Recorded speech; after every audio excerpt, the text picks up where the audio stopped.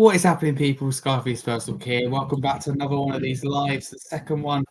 Today, we're going to be talking mainly about Spurs' pre-season win over Vissel Kobe, where we won 3-2, but also touch on some breaking transfer news. I'm joined once again by Lois. How you doing? I'm good. I'm good. Thank you for having me, and I'm excited to talk about the pre-season friendly. Should be a good one. Thank you very much for joining me once again. If you're new to the channel, don't forget to smash the subscribe button. It's free to do so. It helps the channel and the podcast grow.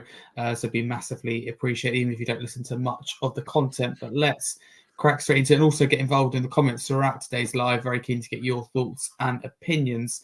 We'll touch firstly on the breaking news, Lois, and that is Brian Gill. Here we've got the here we go for him. The deal agreed for Spanish winger to go back to La Liga. Exclusive details. Brian Gill will extend his contract at Tottenham with €15 million release clause. That's from Fabrizio Romano. What's your reaction to this initially? I'm a little bit disappointed that it's a loan, because it obviously means that we're not getting any cash up front this transfer window that we can put towards other signings. Obviously, it's a loan move that is not an obligation to buy either. So obviously, it can come next June 2025. Girona may not want to sign him, and then we get him back again. So it's a bit strange that there's not a guarantee we'll be getting any cash from it, and there's no guarantee and a benefit we get from it, because give it a year time, we might see him at Spurs again. Yeah, do you think it'd work out for him though? Because I think the Liga seems right for him, and the right pace, the right physicality. So I can see this being the perfect move for him. What do you reckon? I think so too. I think obviously when we signed him originally, he had a really good season in Spain, and he excelled there. So I'm sure he can do the same in Girona. Obviously, Girona had a brilliant season last season. They've fought for the league for the majority of it. So if they can do the same again, with being in Europe, we might get a lot of game time. Yeah, I think he might. What do you make of the deal though when he joined Spurs? Because obviously it was a short deal with Lamela. We paid 25 million on top. Because looking back now, for Spurs fans, I think it didn't help in Brian Gill's favour that we sold. I would say arguably one of the fans' favourites in Lamela, and we paid 25 million on top. It doesn't look like a good deal now, does it? Could you understand the club's thinking at the time? You can always understand Daniel Levy's thinking, because at the time we signed him, I think he was 20 years old. So he had a lot. Obviously, he's a youth prospect that theoretically is only going to get better. And Lamela is getting older; he's only going to get on the decline. So looking at that point of view, if you think about it, we've done a swap deal for a really young, good prospect to someone who's only getting older, and he's not going to offer us much anymore. It was a 25 million. That was a little bit of a slap on the face of it, I think, because I think 25 million itself was probably a bit too steep for him, let alone losing Eric Lamela as well. So I think at the time I think we paid too much for him, but it might have been exciting to see where he would have gone, and how well he could have done. But looking back on it now, no, it was a poor deal, I think, for Spurs. Yeah, no, I completely agree with you. Were you surprised that, because I certainly was, that it was not only a loan, but as you said, no guarantee cash, but also we extend his deal? I thought, obviously I know the club won't want to leave, it wanted to leave on a free, but I don't know, I just didn't see it coming, and it could still be that we're still signing him up, but with a €15 million release clause. I don't know, I just didn't see it coming. Did you? No, I didn't either. I think it's a very strange deal as well. The fact that he doesn't want to be here, yet he's extending his contract so he can move elsewhere. It's very weird, and I don't understand it at all, if I'm honest. Obviously, his release clause has been extended, the matter of fact. So if Girona want to buy him at the end of it, it's 15 million. So looking back on it, it is a little bit strange. We've bought him, we've paid 25 million for him and gave a player out. And in the end of it, we might only be getting 15 million for him. And we might not get anything, because Girona may not like him in that year. And other clubs, because this release clause can obviously contribute, and other clubs can get in on that release clause, but then no other club might want him. So I think it's a very strange deal for Spurs. I think it is, and I think that we've made a lot of mistakes with players that we signed, like you have been in Ndombele. Even if we sold Lo now, I don't think we get back what we paid. And does that kind of concern you? Do you think we kind of also moved on from that period? Because it was a period, wasn't it, where we were spending money but not spending it wisely. Because I think they were certainly doing better in transfer windows. Not really done a lot yet, but they've got last 2 or 3 transfer windows, whatever you kind of put that down to. But is it concerning, though, the players that we're signing and then selling for pretty much nothing? Look at the Ndombele. I mean, that's a massive loss, for example. Yeah, it definitely is concerning, and I think that Brian Gill was one of the first or one of a few signings under Paradisi when he came in. I think he might have been one of them. I think it was his first window, or I could be wrong, but it is concerning. Obviously, if Girona do come and buy him for 50 million next June, we've lost 10 million, and the Lamella, and that's a hit, 10 million hit, and Lamella. Ndombele, as you say, is 60 million just gone straight off the bat. As well as that, I mean, Emerson Royale, whatever that's happening with that deal. I mean, we paid 20 million. We could be looking to retain that, which I don't know. That's what we're bickering over, about 3 million or whatever. I think we'll probably end up losing money there as well. I think it's not good. And as well, I mean, Richarlison is one of the odd ones because we might be able to gain a bit off that. But I put that down to the Saudi Pro League. If a Premier League club wanted him, we would be losing money, I think. Well, there was talk, wasn't there, a little while ago that Levy wouldn't do business, shall I say, in Saudi. How do you read into that kind of too much? Because if we were clever, right, I know we're not winning a Ndombele now, but players like Celso, Richarlison, or maybe not Celso, but players like that we're looking to move, or even Brian Gill to an extent. Obviously, it's got to be they want to go there. We could get quite a few money for players looking to move on. Because look at like Bayern, we managed to convince them. They're convinced that Dyer was our best defender. We know that's not the case and wasn't the case. So do you think that we could use Saudi Arabia in the right way to move lots of players on and get the most for players? Yeah, we definitely can. I'm pretty sure. I think Daniel Levy might not want to deal with them for whatever he has a reason with them, but I'm sure when they show the cash, I'm very confident he'll probably want to do business with them. As we all know, Daniel Levy wants to maximize profits. I mean, everyone does, but Daniel Levy is certainly one person that can do that. When it comes to buying, he's not really a great person to have because he really stalls it, makes it long. He really longs it out, as I say. But when it comes to selling players, he's someone you want to have because he really can get the most for players, the most he possibly can. And that's a deal here. Like he's sending them out on loan just so he can try and get 15 million at the end of it. But I'm sure if we moved on Brian Gill permanently now, we'd be lucky to get 5 million or maybe 10. Yeah, so thinking behind it's good, but it's just why overpay at the time? And a perfect example of overpaying, and a lot of people won't have it, but Moussa Sissoko was a fact that we'd done nothing all transfer window, and then on deadline day, it was, we need someone. Moussa Sissoko fills a couple of gaps, and we just pay whatever it was. So it's an excessive amount, for a player. And look, we've got hardly anything back. So I think that's a perfect example. But I will move on to the preseason game today, who kept up our winning record in pre-season this year, winning 3-2 against Vissel Kobe over in Japan. So the lineup before the game, people who don't know, was Vicario, Ben Davis, Emerson Royale, Archie Gray, Pedro Porro, James Maddison, Yus Basuma, Pape Matisar, Brennan Johnson, Shin Min Son, and Dejan Kulusevski. What do you make firstly of that lineup, Lois? Because we talked, didn't we, yesterday's live? You said in particular you wanted to see Vicario, but you also said you didn't want to see Gray centre back. So what did you make across the whole team? Starting 11 for the first half, I was a little bit disappointed to see Archie Gray centre back again because I did want to see him in the midfield, but it is understandable playing Papsar, Basuma, and Maddison. You're not going to be able to fit Archie Gray in there, which I do kind of understand that to some extent. But I think Archie Gray was brilliant at centre back. Again, I think a lot of people highlighted his long passing from centre back to the midfield on the front, which I thought he was brilliant at as well. Starting Emerson Royale at centre back, I don't understand that to me because we all know we're trying to move him on as well. So to me personally, why would you start Emerson Royale if Ashley Phillips or someone else younger is going to have a lot longer at the club? Why would you play Emerson Royale if he's going to be going in a week's time? Do you think we're trying to increase their value? Maybe, but after watching him today, I think it's only decreasing his value, if I'm completely honest.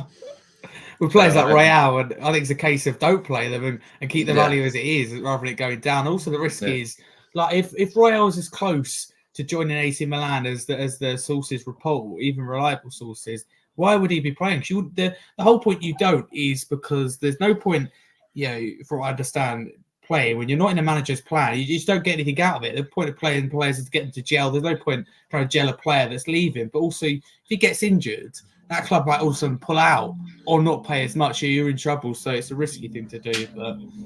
But there we go. But touching again on Archie Gray, I mean, there was Ashley Phillips that could have played that position. I don't think it was necessary to play Archie Gray there. I do hope it's a case of that we've got our three centre backs in Jagasin, Van der Ven, and Romero all unavailable still. I do hope that is the case, because it would be a waste of potential, wouldn't it, Lois, if we did sign Archie Gray after all to play centre back? I consider I don't think we have done that. Maybe Angel's comfortable with him. What do you think it is? Because it surely can't be that we signed him for that position. No, I don't think we have. I think it's just putting someone there just to fill that gap, because I think Dragusin is going to meet us in South Korea. So I don't know if he's going to be in the squad for Wednesday, but I'm sure he'll be in the squad next Saturday when we play Bayern Munich. So he'll be there to fill that. I think Archie Gray is just there to fill the numbers, really. I'm sure we got him for the midfield, but my little concern is that he's playing so well at centre back in the 3 pre-seasons. Is it going to be in the back of Ange's mind that if we're short of centre backs, he's going to be playing there? That's what. Or if, I mean, for the Europa League or Cup competitions, is Archie Gray going to be at centre back just because he's playing well there? I don't know. It could happen. If you're Levy, you're probably going, let's not sign any more centre backs because Archie Gray can play there. So that's the thing with Archie Gray. It's a Daniel Levy signing in a way, and I'm not saying there's anything wrong with it, but he can cover a few different positions. I think it's very handy if someone can do that. I said that we signed Brennan Johnson, and even like a player like Kulusevski, you can go from drop in to midfield as well. But again, before we do move on from Archie Gray, where do you see it going for him next season? Obviously, it's hard to predict now based on what we've seen in pre-season. Let's say the first core get a few games, for half a dozen, 6-7 games. Do you see him? Is it on the bench? Does he find a way to get in that midfield? How do you look at it? I think he's just got to compete for places, really. I mean, if you look at the midfield, I'm pretty sure that we've got Basuma Assar there. It's going to be quite hard to get in front of players like that. We also have Bentancur coming back from Copa America. So in the midfield, it's going to be hard for him to compete for a pace, but I think he can do it. I think he's a great player. He's got great potential.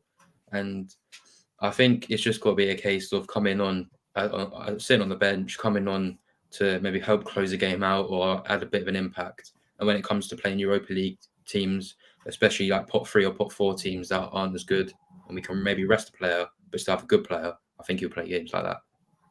Yeah, I think so as well. I do agree.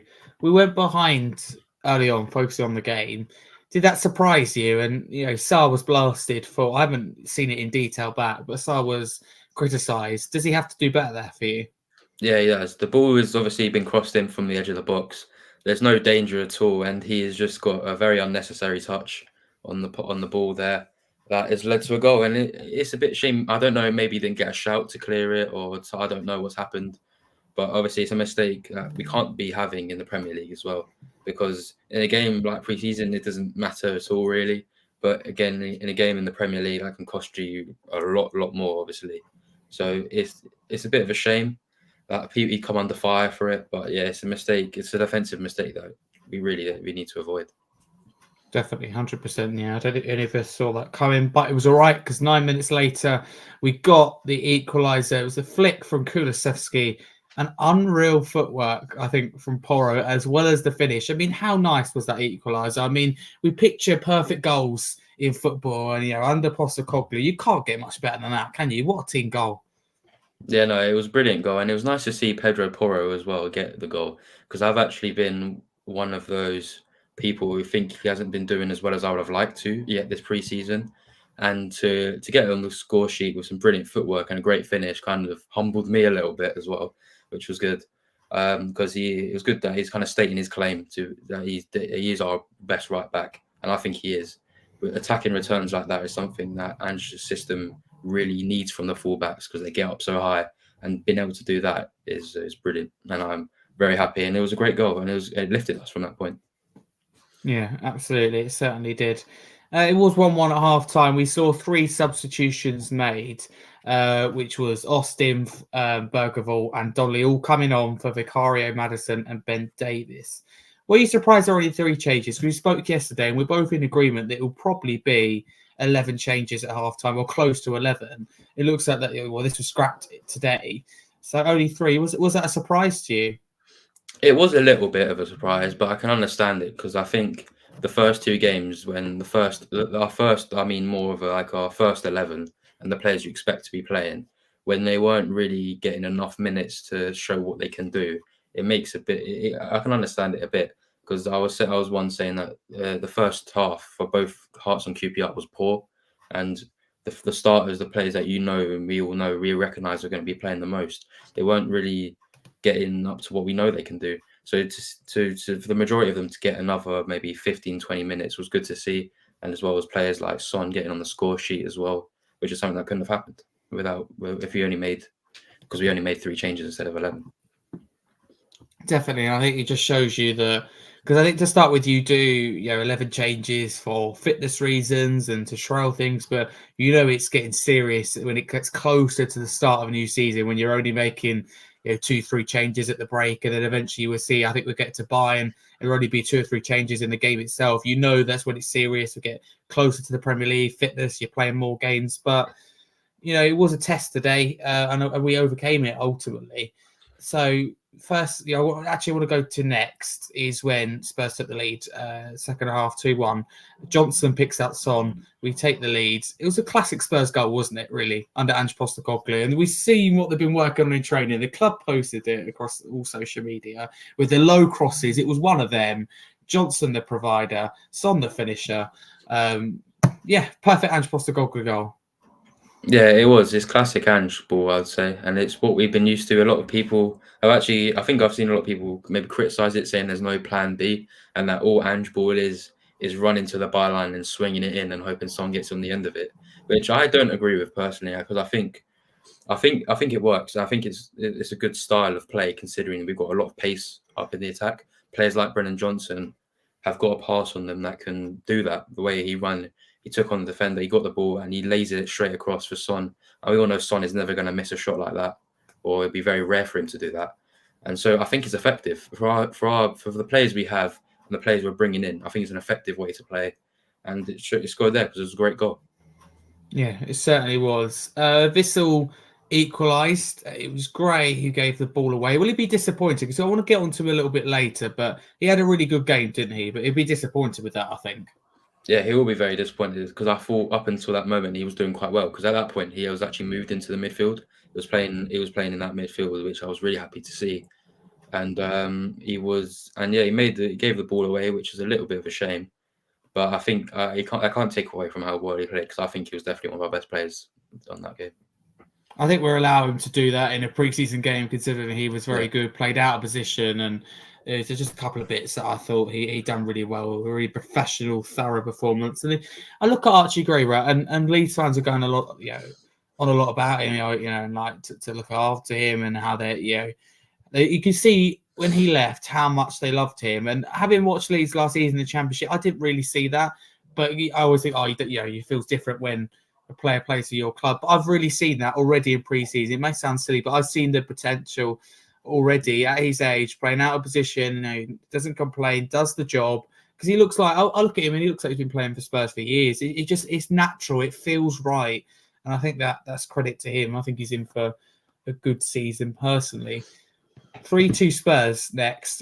Mikey Moore, one of our own, with the goal. Donnelly with the assist, which is a really nice assist, by the way. He put it on a plate for Moore. He's got to be in the right position, of course. Is that a snippet for you, Lois, of what the future looks like with Donnelly and Mikey Moore combining? Yeah, it really does. It was nice to see it as well. I think our youth have been very, very good this pre-season. I think a lot of people know that, and I think they've really been at the core of it, of our pre-season as well. Mikey Moore getting the winner is something I'd love to see. Jamie Donnelly as well. I kind of sympathise with him a little bit because he's been playing left back for the most of the pre-season as well. We all know he's an attacking-minded midfielder. He plays a lot higher than left back. And he's been playing on the left side as well, which he's not used to doing. And so to put in a ball like that, was such a great ball to Mikey Moore was good for him as well. But another player like Archie Gray playing out of position yet still excelling and doing really well. It's good to see another versatility for Ange. So if you see Jamie Donnelly at left back, don't be surprised next season. But it's good versatility, and Mikey Moore putting us in front. He's got loads of goals and I think 1 assist this season, or the pre-season so far. And I want to see more of him. Premier League and Europa League. I want to see him play. Big up to people in the chat. Big up Mark. Big up Spires Die Hard. He says we need to shift for more players. If we're keeping Gil, Reguilon, Emerson Lascelles. Obviously, we're keeping Gear. Well, we're sending out on loan, but we've signed him up on another contract. Yeah, I don't think Emerson stays.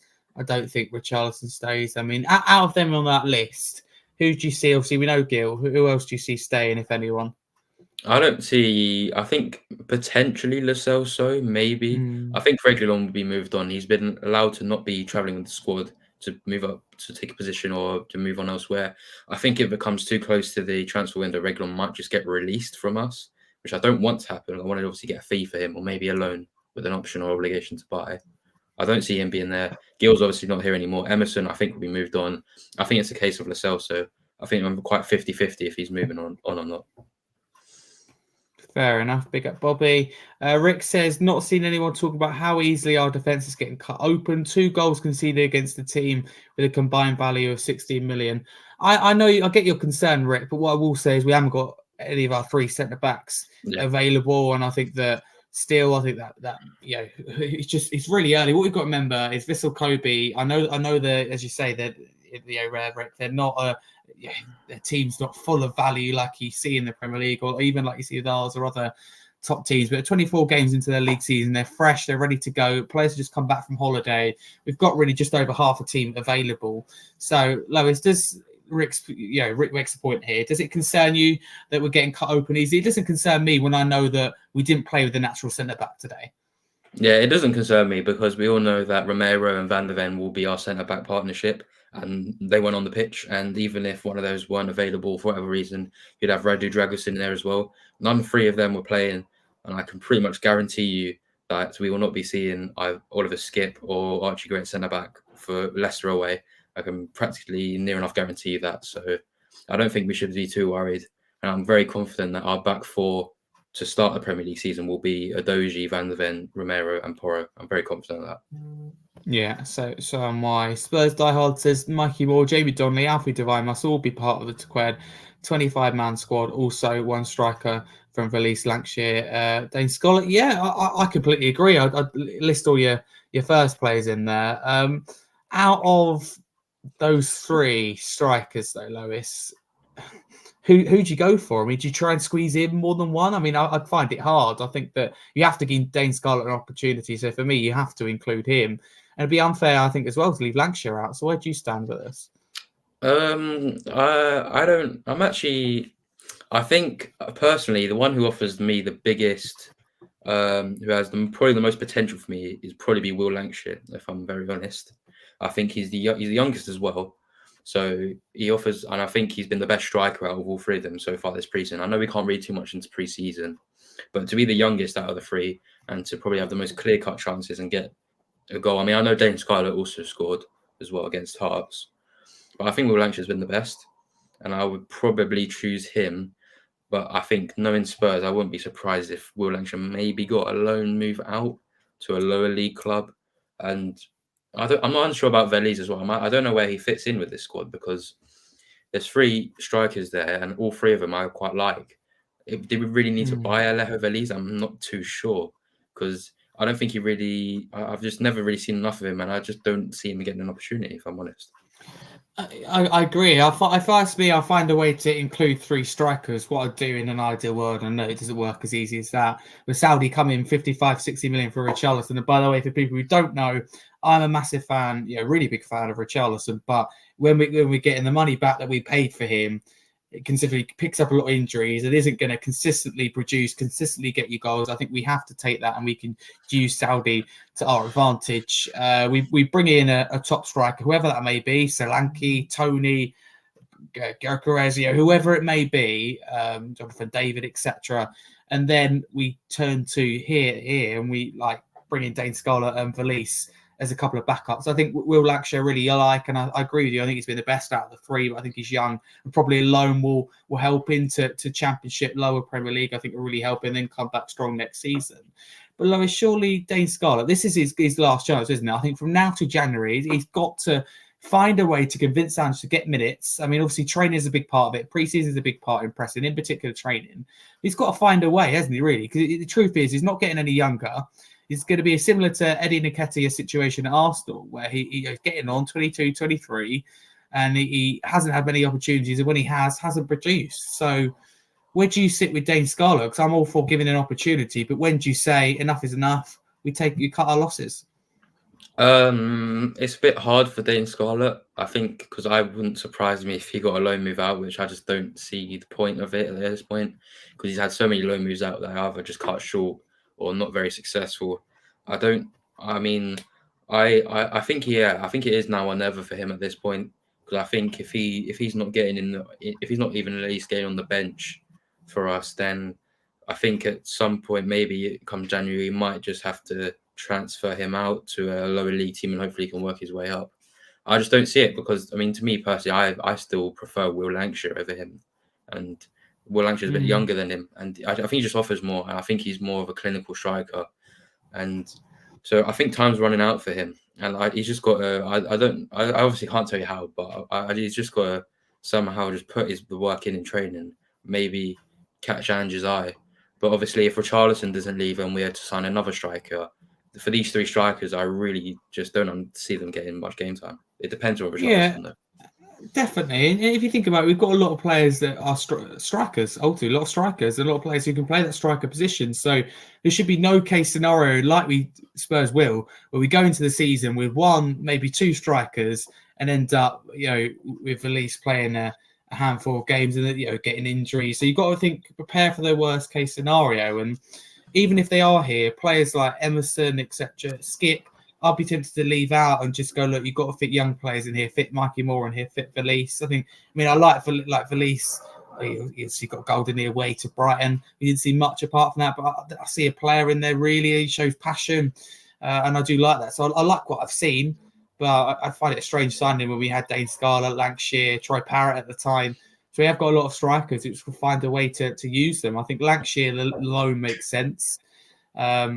Scarlett, if we're going to loan him, we might as well sell him. I don't think we will, but we can't be looking to loans at his age. He's had a lot of opportunities. Spurs diehards was another comment said Basuma and Saab in the midfield pivot in the last two friendlies, which is interesting. I think that they will start the season along with Maddison. Lowish are nodding. Are you in agreement? I like Bentancur, but off form and off injuries, I don't think he gets in there at the moment.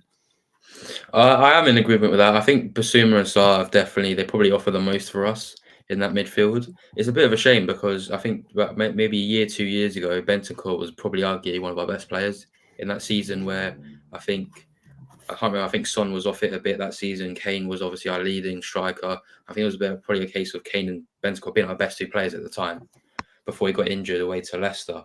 It's a bit of a shame because I think he's a great player. But I think what's happened in the Copa America, maybe him, I think having something with the crowd or whatever, I don't think it's helped the situation as well. And obviously what he said, I don't want to say too much what happened with Son and whatever. I don't think it's good, but he's getting into a lot of controversy over the last few months. I don't think that's going to help him as well. I think he's definitely got a place in our squad because he offers a lot, and he can obviously we've seen him play. We've seen him play as a 5 and a 6. We've seen him play in those positions. So I don't want to get rid of him by no means, but I don't think he starts for us at the moment. No, I don't think at the moment. I think there's a player, a real top player there. I think he's probably one of our best players in terms of ability, but what we've seen off the pitch isn't convincing. He's been unlucky for injuries as well. But Spurs Diehard says that Draxler will be available against Team K All-Stars and CL. That's fantastic to hear. Big up Peter, who's watching at 4:23 in the morning in Melbourne. That's unreal commitment. So thank you very much. To Peter, Pokey's got a question for me. He says, Harry, what's your definition of a good deal for the club? I talk a lot, don't I, about good deals and bad deals. I think it's a good deal is where, like losing Richarlison, for example, you get as much back as possible. You get nearly back what you pay for. And I said with Højbjerg, I don't think it's a good deal. A player that we could have just a year ago, for me, got 40 million for, and I think that's realistic. I think a lot of players liked him, and he's a very key player under Mourinho and Conte. And I don't think what we initially heard of 11 million was a good deal, and being funny. And I think Brian Gill is a good deal, although it's not guaranteed money. It's a chance to increase his value and get, as Lowe said, 15 million euros, 15 million, whatever it is for him, rather than what we get now, which is really, I think if we're pushing it, we could get 6-7 million, if that. So that'd be my definition personally, but obviously it depends on the individual. Pokey also says, I think looking at the fee we paid for him, the fee we're getting, it's not the greatest way to rate a deal. Well, fair enough. And Spurs Diehard says there's a reason Scarlett and Valise have been on the bench ahead of Lancashire. Fair enough. Lois, I want to ask you what you make of Peter's comment. He says Ange out now. It's criminal. I think I don't understand it. I mean, all I'll ask him is if you want to get rid of Ange, who would you bring in? Because I don't see anyone. I don't see any. I think Ange is obviously it depends on this season as well. I don't see him by all means getting Ange out or him leaving unless we have a horrific season. By that means, it's like a mid-table or below finish. But I can really I see Ange building something here. You can see we're signing young players as well. Players that he wants, players like Archie Gray who are 18, who could probably be with us for so many years. I mean, if you want Ange out and you're a Spurs fan, then I'm sorry because I could see him being here for about 5-6 years, if not more. Yeah, so can I. We really appreciate you tuning in that early in the morning, Peter, but maybe a little bit hungover from the day before. But no, you're entitled to your opinion. Hasper, big up, thank you for joining us. It's really Valise and Scarlett need Premier League loan moves. Fair enough, I think Scarlett's had too many. If they don't succeed in the final loan, then time to cut losses. Yeah, I agree. Moore is already above them in the pecking order. Likely Richarlison goes in and either Jonathan David or Tony comes in. I completely agree with that. Pokey Dokie says Valise isn't good enough. Fair enough. And Hasper says Bensko could leave for other reasons. We still need a proper number 6 going. Fair enough. I think we should focus on that forward line for me personally first, but I wouldn't be opposed to it. Edison would be a great addition to our field. What do you think of Edison, Lois? I mean, I wouldn't be opposed to it, but as I said, I think we have to focus. And one thing, me and Has, people don't know, me and Has in the chat, we don't see eye to eye on a lot of things. We do a lot of shows. One thing I will share with him is that we need to improve our forward line. But what do you think about midfielder Emerson of Atalanta? I'm not going to say too much about him because I don't know too much about him. I know a lot of people rate him highly and he's quite a decent midfielder as well. And one thing I would say is that I do trust the Serie A because over the last few years, I think we've made good Serie A deals. People like Romero, Dragusin, Vicario, Udogie, Kulusevski, the list goes on. We've really utilised Serie A market the last few years. And I think if we're going to dip into a foreign market, Serie A would be a place I would go. So using top talents from them, people like Edison, I wouldn't be opposed to it. And we definitely do need a proper number 6 as well. Because I think someone who needs to provide good competition for Bissouma as well. Yeah, absolutely. Archie Gray gives us much needed bite in midfield, and Bergevall is a baller. Barney says, no way Ange out. He's a project man, but needs to be back more with players, definitely long term. Top 4 has to be the aim for Spurs. Has says, we will get top 4, but I think we'll be at the expense of all other cups. And Poker says, yeah, you obviously need to fix the forward line first. But I think that Emerson would be the sort of Gallagher midfielder.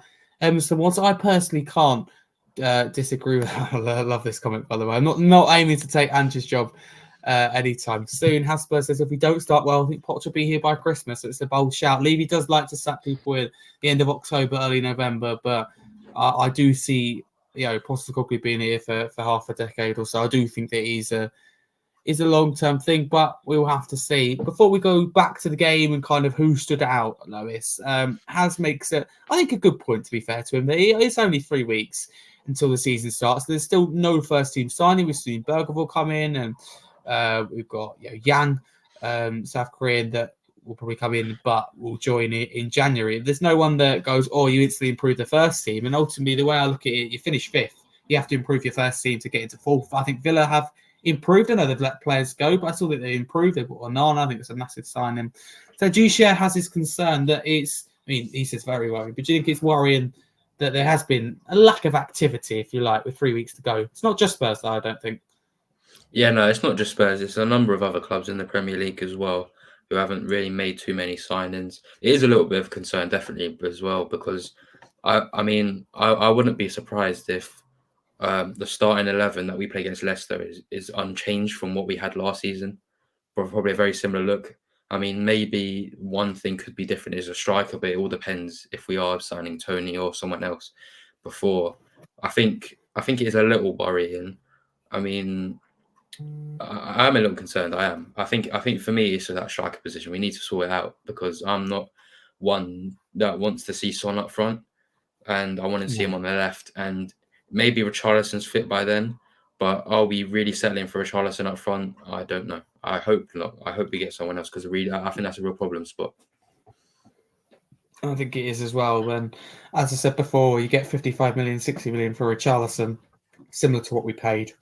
You have to take it. I think that no other club's going to pay it without any due respect. I do like Richarlison, but you can't be relying on him to get you 15, 20, 25 goals a season. It's just not going to happen. He's going to get you 10, 11 goals, a few goal contributions. By all means, if you want him to keep competition for a backup striker, go for it, but not if 55, 60 million does come in. But back to the game, because it ended 3-2 Spurs. Did we deserve the win, Lois? Because it is worth mentioning. I mentioned it earlier, and people who've joined, Vissel Kobe are 24 games into their league season. They're fresh, they're fit, they're ready to go. This is a big test for Spurs. We came out on top, only just, but we came out on top with a lot of big players missing, especially in that heart of the defence. So, did we deserve it? Sorry, and how impressed were you with Spurs? We definitely did deserve it. I think mainly the second half were a lot better. I think that's probably about a period of about 25 minutes, half an hour, where the whole game was in their half, which was obviously great to see. That's what we want to see when we come to the Premier League as well, which is harder to keep up. But I think we definitely did deserve the win in the end. We were the better team, especially as well with a makeshift back four for practically the whole game as well. It was pretty impressive. And that only probably 2 mistakes that could be rectified and hopefully rectified by the Premier League that cost us goals. If they weren't mistakes that were caused, then they didn't really score based off their quality. They scored based off our mistakes, which is obviously you don't really want to see it, but it just shows you that. I think it just tells you how much better we were than them. Especially, I'm not trying to criticize the J League as well. Obviously, we know that there's a massive probably golfing quality between the two leagues, but yeah, I think Vissel Kobe were decent, but I think we were a lot better than them. We definitely deserved it in the end. Yeah, no, I do think so. Who impressed you in that game? Names like Archie Gray, Mikey Moore, Jamie Donnelly come to my mind straight away. Is there anyone else that you thought, he's done better than I expected? Probably Kulusevski, I'd say. I think he done a bit better than I expected. Setting up the goal was a great move, especially as I'm pretty sure he played actually up front. I think he did, because I saw Son a lot on the left. So he's playing obviously out of position as well. A lot of out positions we've talked about, and he did well there. Obviously setting up the goal for Porro. He definitely played better than he did the last few games. He was standout. Porro as well, as I mentioned, played probably his best preseason minutes so far this season. He was quite good. So it was good to see him play there. I think Vicario, he didn't really have nothing to do, unfortunately, apart from that one goal that we conceded in the first half, which he couldn't really do anything about it. It's not his fault. So I think he was okay. Obviously, he's just trying to get back into the flow because there was his first 45 minutes of the season, or 50, 60 minutes, or whatever. Oh, definitely. I thought we done well considering, it's the first game coming back into it. It is tough, and people often ignore the fact that it is hard. And I know they're not the level of opposition of us, but when you're missing our 3 main defenders and that they're fit, ready to go through a season, it was a test, and we overcame it. Of course, there's a lot to improve on. I think if we went into the Premier League season now, we'd be in trouble with, we need to sign players. We know that we need to improve. Again, we know that our fitness isn't quite there yet. But that's what preseason's all about. It's annoying, isn't it? I find it annoying personally preseason. I'm like, let's get to 19th of August. Let's get underway. But I think we forget sometimes the importance of preseason. But one individual I do want to focus on is Mikey Moore. It's a 6th goal contribution today in 4 preseason games. That includes the Cambridge United game for Mikey Moore. Does he have to, well, some people saying, does he have to start against Leicester? I think it has to at least be on that bench as well as being the matchday squad. Does he start for you, Lois, if we don't sign a striker? I don't think he does. As much as I hate to burst people's bubbles, I don't think he does. He's only 16. We do have to remember this. And I think as much as he's probably been one of our standout players of pre-season, I see him on being on the bench. I do. I think he's just got to be an impact player for us, because we also do need to remember that as much as it is that he's been really good for us, if you play him against Leicester, start him, I think that's throwing him in the deep end, and Leicester will be a lot better. Will obviously be a lot better than teams we've come up against so far. Obviously, I know they've just been promoted and they might go straight back down, or they're trying to stay up. But I don't think you can start him yet. I think he has to just be an understudy to Son. Let Son play on that left have Mikey Moore, learn off him and develop off him, and then maybe in the cup competitions and Europa League, if we've already guaranteed ourselves Europa League qualification, and you can throw out a bit of maybe more B's teams / youth side, I think that's when he starts. Absolutely, no, I completely agree. That's like a burger vault, right? I'm as excited as a lot of Spurs fans are, but you see teams next season, and some people joking around, and that's absolutely fine. But some people dead serious that Donnelly, Bergevall should be in that midfield, and we've got that 16, 17-year-olds in that lineup. It's just not going to happen. They get eaten alive physically in the Premier League. They're not ready yet. They're raw talent who need loan moves and need to be used in the right way. And you can't just chuck a player in there. It's not good for their career. It's just not good at all. And we've done that at times where we've thrown players in there, taken them off early as well because they haven't performed. It don't want to ruin their career that way either. But yeah, before we wrap up, Lewis, for today, I do want to touch on the youth. How good is it? Do you think we're getting carried away? It's easy, is it, as Spurs fans, to get carried away with your own players, like Man United may do with Kobbie Mainoo, Newcastle may do with Lewis Miley. You're going to get carried away about your own player. Do you think the future is bright, though? Because I think it is, but I don't know whether we're getting too carried away or not. I think it is bright. I know we are a fan base that can easily get carried away in situations like this. I think it is great. Players like Mikey Moore as well, Will Lancashire, I think they're great players, and I think they can be. I think it is just a case of not being too just too I don't know that's it, but you don't want to get too carried away, because I think it is easily done, and I think people saying that Mikey Moore needs to start based off only having pre-season games against Hearts who are in the Scottish League. I mean, Hearts today lost 3-0 to Fleetwood Town. I mean, that can kind of maybe put you in perspective that maybe the Scottish League isn't nowhere near as close as what your Premier League game. And I say, do you really want to put people like Mikey Moore in against some of the best players in the world, best right backs in the world in the Premier League? Because I think he just needs still time to develop. And I think the future is really bright. I think we just need to get carried away and say things like, "Oh, Will Lancashire or Mikey Moore needs to start against Leicester," because I don't think it needs to happen. And yeah, absolutely. I think all the Sips is right. It says that if the youth were to start without having our first teamers tiring out the opposition, it might be a different story. Give them time to grow. Absolutely, give them time. Trust them, back them, because a lot of people will be quick to judge them as well. I think that they need time. Mikey Moore in particular, I'm very excited about. Archie Gray, with what I've seen, I think that we've really got a team, and I hope to be sitting here, with yourself, Lois, 2 or 3 years' time, and go, look, we might be fighting for in latter stages of competitions, including the Premier League, right at the very top, because we've got an excellent young team. I hope that. And we're doing a lot of signing for the future, and that's great. We also need to sign now, I do think, as well. But that kind of wraps us up nicely for today. So thank you, everyone, for your questions, for your comments. Again, let us know what you think of these lives, and whether I should do them daily. Do let me know in the comments below what you do think. And then also you have the weekly show every Monday, 7:45 p.m. on the Scarfy Spurs podcast. So we'll have match previews, match reactions as the season gets underway. But what do you make of daily lives where we discuss news and get different people on? And let us know what you've made of the first 2 so far, if you've seen either, in the comments below. Lois, thank you very much once again. Where can people find you? Well, I'm mainly on Twitter or X, whatever you call it. I mean, that's my handle there. Romero17 season is where I post random stuff about Spurs mainly. And yeah, I mean, a lot of what I do on the platform now is obviously being an admin for Scarfy Spurs Talk, where I give updates to fans. Obviously, I was up there on there today as well, giving out like substitute notifications and stuff like that. So I think if you want to be updated on Spurs, it's definitely the place to be, I'd say. Scarfy Spurs Talk, absolutely the place to be for just tier 1 information from tier 1 sources.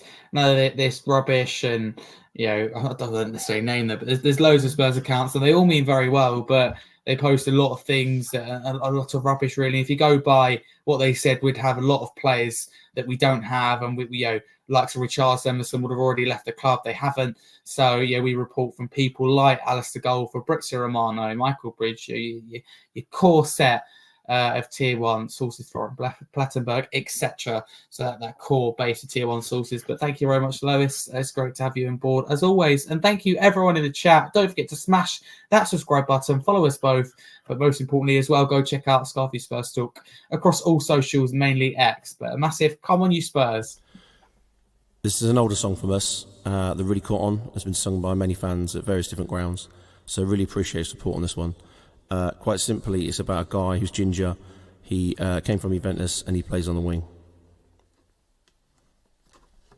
There's not a soul out there, no one to hear my prayers.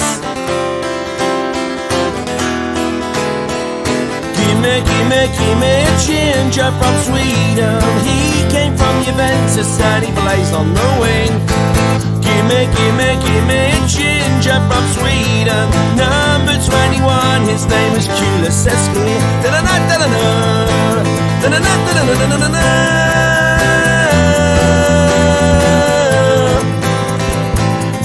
Give me ginger from Sweden. He came from Juventus and he plays on the wing. Give me ginger from Sweden. Number 21, his name is Kulusevski.